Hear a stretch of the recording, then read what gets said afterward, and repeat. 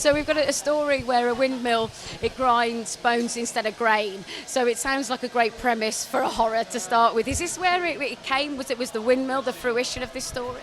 Yeah, I'll probably ask you first. Sorry. No, you shouldn't actually, because although I wrote it, he came up with the story, the idea. I thought the windmills were really scary, and as a child I lived near a windmill. I grew up on a street called the Soul Windmill Street. So they kind of haunted me my whole life, and at a certain point I said, well, they're actually a very good arena, I think, to use.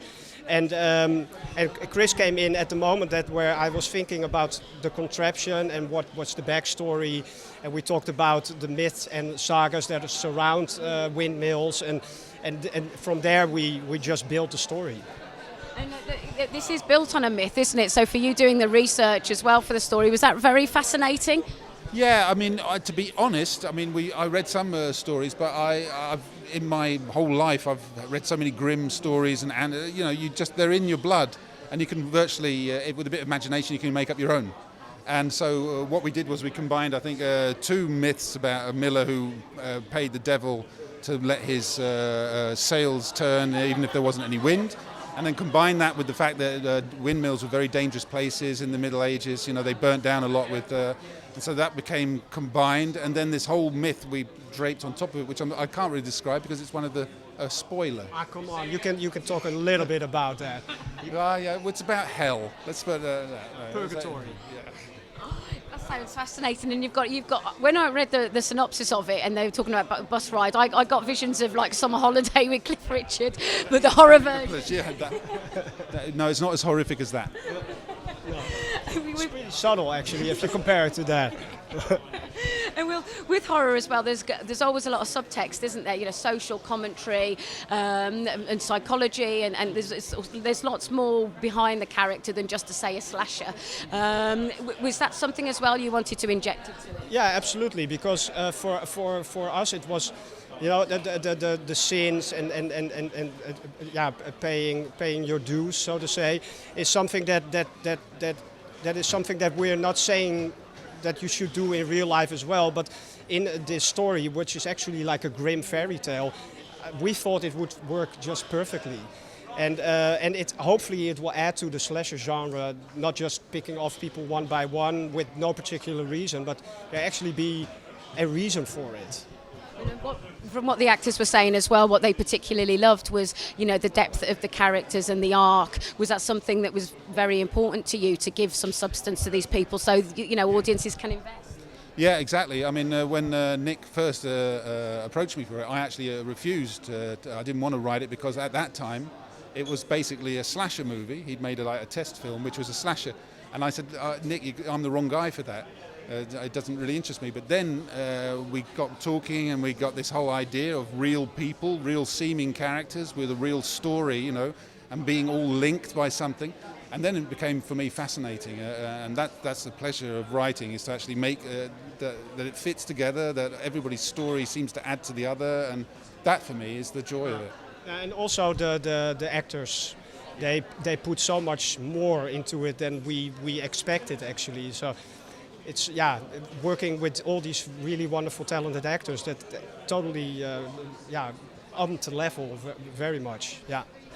And what they were also saying as well was how much they enjoyed the practical side of the film. Was that very important to you, to not be so CG heavy and just have this kind of in-camera effects that are more tactile? Yeah, absolutely, because an actor can also react on that, you know. Acting is just action and reaction, and they could act to life. Noah Taylor, his bowels hanging out, you know. No, man, we can say everything, you know. He will cut it out. No, but no, you can play against that, and you have genuine emotions about that. So. Yeah. So we've got a story where a windmill grinds bones instead of grain. Yeah, brilliant, isn't it? Yeah, I was going to say, for an actor reading that story, you thought, I've got to get my teeth into this. Well, I mean, that was the first hook, and horror is something I'm not really au fait with, so I thought I'll, have a look at this. And then I found a really sort of interesting thread of characters that had a good storyline and arc, and their fragmented lives sort of came together in a very sort of satisfying death for all of them. not just some teen getting her tits cut off. It was, it had some depth and meaning, which is what really appealed to me. And going out to Amsterdam and Holland, of course, that must have been That was appealing. a first for me as well, and to see that very different lifestyle was exciting for all of us, and to be part of that. And we were filming very hard and long hours, night shoots obviously with the horror thing, but we had the odd night out and really enjoyed it. I'd love to go back and do another horror once a year. Did you actually get something from being a part of a horror film? Because it has such a loyal following, doesn't it? It does, and so there's a sense of allegiance to do what's expected for an audience, but it was a sense of discovery for me as well, in that I could really see the benefit, and the deaths in this film felt universal, and it almost feels that everyone may have that sin, or we've had a dream where did we do that, and that sort of resonates throughout it, I think. So would you consider kind of doing more horror? Definitely. I said to Nick, our director, I said, let's do another one in Amsterdam. Let's use the same cast, but give them all very different characters, and that would be another sort of Hammer House sort of nod. And I think maybe a vampire film on the streets of Amsterdam with those silent bikes swishing by in the canals as well. Some water bats, maybe. Has that been done before? Probably, but And I loved also with our film was the practical, what Nick says, and the lack of CGI. Obviously, we needed a bit at the end, but what really appealed was that, and what I think we often lose with the computer stuff is that sense of being there and feeling it, and having a three-dimensional backdrop, which Something to react against. it's a lot easier. And use all the green screen. I know I'd struggle with that. So I liked references. I like to have people in the room with me as well. Reacting. Yeah, performing and getting a reaction. Yeah. We have a story where the windmill grinds bones instead of I can't even remember.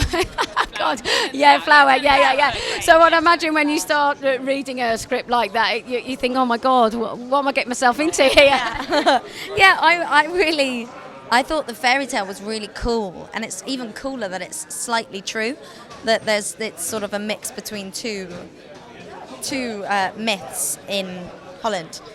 There's one of the, I can't remember what it was Nick said today. It's something to do with the miller gives the devil like blood money in order to keep his blades turning for flour, and that's what resonated with Nick, and that's what he chose. I think it's a really cool through line to have in the story, because and then it all turns out to be true, and I think it's a really nice through line. So I mean, it's a bit crazy, but I completely loved it when I read that.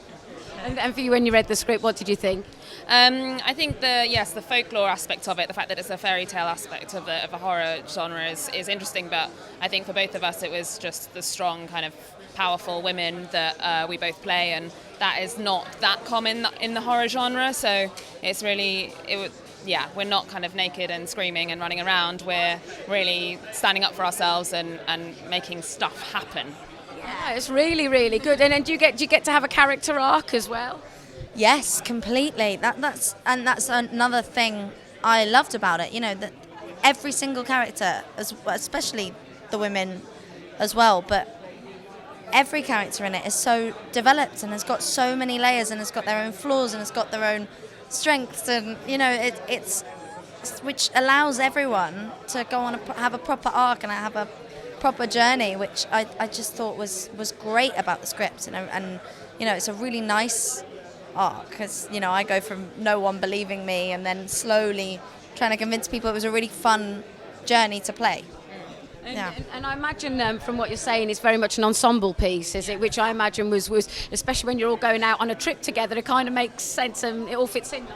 Yes, definitely. I mean, we all worked really well together and got on, and that was really fun. I think that's kind of what made the project as well. We're in the middle of nowhere and shooting night shoots, and it's tiring and all that stuff, but we all got on, and because the way that the script is, all of us have these great backstories, that we all had something to do, and it was brilliant, really good. And I imagine as well, when you're shooting out there in the dark, and I believe it's been made as practically as possible, that all gives you something to react against, which is exciting as well. Yeah, definitely. I mean, we were filming in the middle of the night all the time, and something else that we constantly reacted to was the guy playing the miller, Kenan.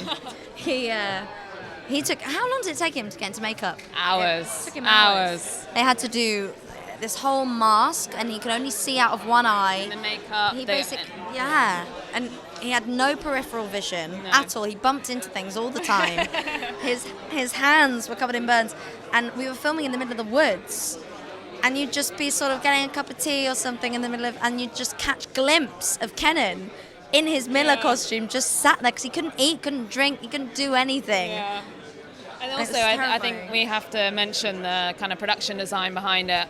The sets were amazing, and so, you know, we're in the middle of a wood, and there's just a pram and like a doll there, sitting there, and it's all old wood, and the lighting absolutely terrifying. Terrifying. Really creepy. Really creepy. Yeah. I remember now. I was like, oh, yeah, it helped, certainly. And here you are, reality, showing the film at FrightFest. Are you excited about that? Yeah, it's absolutely amazing, and I think to premiere here, you know, with these types of fans who are so devoted and brilliant, and to see how that reacts with the hardcore fans, I think is the best it could be, really.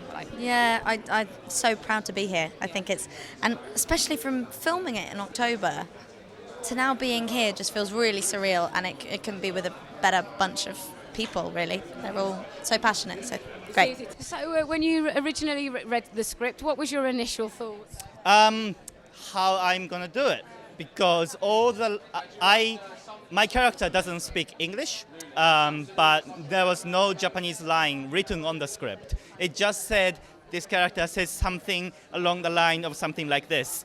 And so I had to work out what I say in Japanese and what makes sense and what works for the audience as well.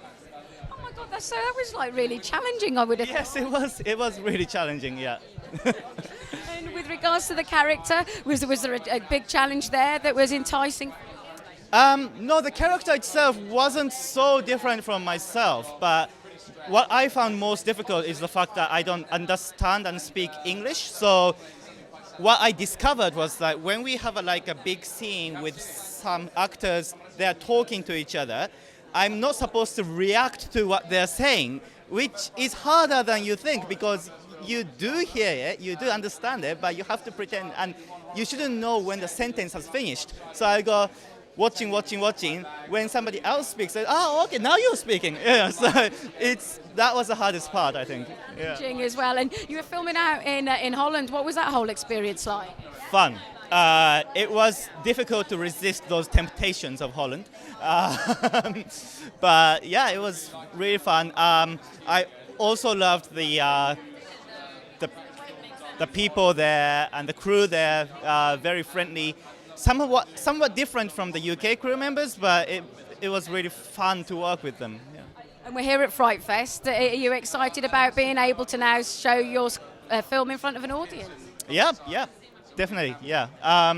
Well, I saw the screening in London several months ago, but we were in such a small cinema.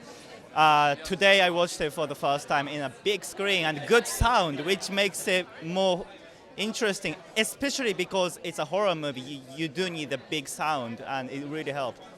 Are you originally a fan of horror? Yeah, I always have. I think the first horror film I saw was The Birds, Hitchcock, so that's sort of a soft horror, but I always have liked horror. So first time here, first time at FrightFest, and I'm enjoying it. Yeah, I love it. So when you read the script then, you thought, I really want to be a part of this film? Absolutely, yeah. I mean, Nick Jongerius, the director, was really passionate about it, and we could all see that, so that was a key part of it. But being in a horror, it's something I've done before, but this was one of the first full blood, guts, gore, and that's great. I think having all the special effects and things, it makes it more fun. I think it makes it more interesting and enjoyable. And it's not quite a road trip, but you go on a tour, don't you, and end up in a haunted windmill. What was that like? So I'd never been to Holland. Well, I had been to Holland before, but I'd never been around to see all the countryside area. So it was interesting. But it was good fun. Although it was a bit scary because there were lots of night shoots. Obviously, you know what's going to happen. You've read the script, but you can't help it as a human being in the darkness in a forest somewhere with this big ominous windmill in front of you, and a man dressed up as an evil ghoul. So it was a bit scary. Yeah, I have to admit. I know. What was it about the character that you liked playing? So Kurt is really, he's an innocent character, and he's among a lot of people who aren't. So his dad has taken him away, and his mum isn't going with them. So I always got from it that he preferred his mum. So I think it was really interesting to play a character where he's sort of stuck with his dad, and it's a certain level of awkwardness because they've never fully bonded. So yeah, an awkward character, but yeah, weak as well.